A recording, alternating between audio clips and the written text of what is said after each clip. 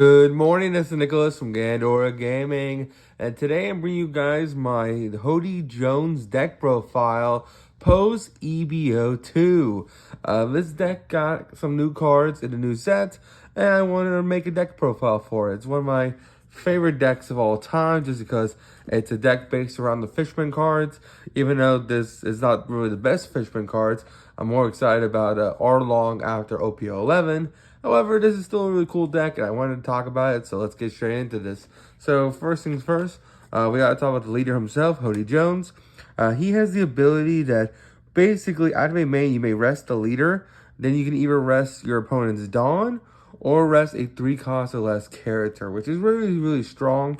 In a format full of cards like Gum Gum Giant, this thing stopping the ability of them to use Gum Gum Giant feels really good.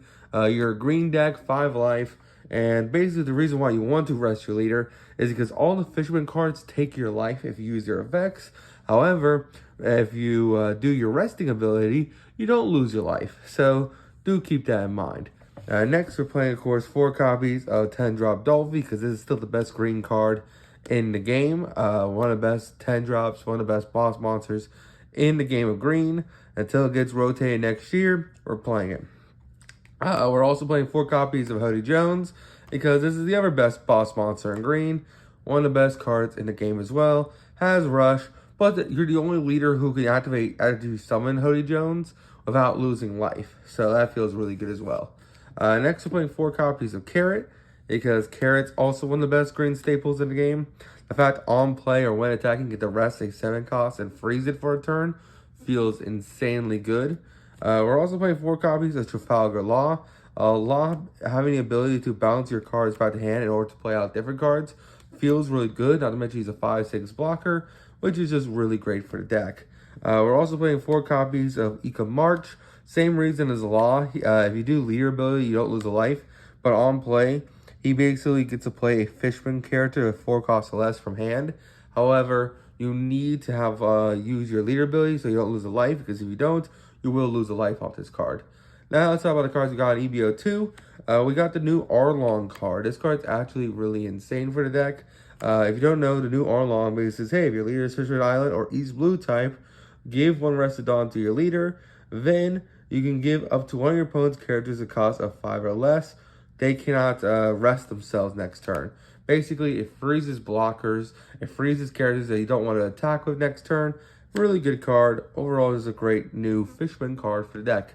Of course, we're still playing 4 copies of Dosa, because Dosa is a great card to play off your Law or your lovely, lovely Eco. Also, you can also play Arlong off these cards as well, so keep that in mind. Dosa says when attacking, if your leader is Fisherman Island type, basically, he gains 2,000 power to the end of the turn, but you have to use your leader ability so you don't lose a life. He also becomes unkillable by battle, so do keep that in mind. We're also playing 4 copies of Dharma. Dharma is your also heavy hitter. Basically, he can restand himself and gain 1,000 power. However, if you do that, you do lose a life. That's why you have to do leader ability. Next, we're playing, of course, 2 copies of Vanderdecken, because Vanderdecken can pop any card by discarding a Fisherman card, which feels really good. The card has to be rested, but keep that in mind. We're also playing 4 copies of the promo Jinbei. Card's great. It's a 2K. It's just really solid for the deck. It's also playable off your Incubus, so do keep that in mind. We're also playing, of course, the winner copies of Hanchon as our other 2K, which feels really good. Another blocker we're playing is 4 copies of Paipe. This is another 2K, but if you have Kami on field, it's also a pseudo blocker, which feels really good. So we're playing 4 copies of lovely, lovely Paypag, and then 4 copies of Kami herself. And that is the deck profile. Nice, quick, and easy. Very fun deck. It's getting better in the next set with the new Jinbei cards. However, I felt like this is a transitional phase for the deck. This is like 1 step towards greatness. And I think next set, it has a lot of potential going forward. So that is it for the deck profile. I think it's really fun, really strong, and very scary. So keep it, play it to your locals, see how it goes. See you on the next one, and bye-bye.